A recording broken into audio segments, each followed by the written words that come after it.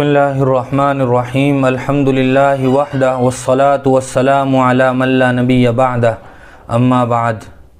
عام طور سے جو کالا نشان پیشانی پر اور ماتھے پر ہو جاتا ہے وہ سجدے میں بار بار پیشانی کے زمین پر ٹکنے کی وجہ سے ہو جاتا ہے، اسی لیے اسے نماز کا نشان کہہ دیا جاتا ہے۔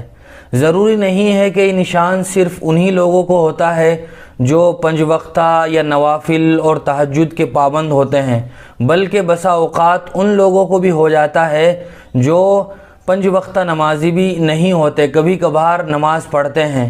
یہ زمین پر پیشانی کے ٹکانے کی فرق کی وجہ سے بھی ہو جاتا ہے، لہٰذا یہ کہنا کہ یہ صرف نماز ہی کا نشان ہے یہ تو صحیح نہیں ہے اور نہ اس کی کوئی صراحت ہے۔ البتہ بنیادی طور پر اس کی وجہ بار بار پیشانی کے زمین پر ٹکنے کی وجہ ہے۔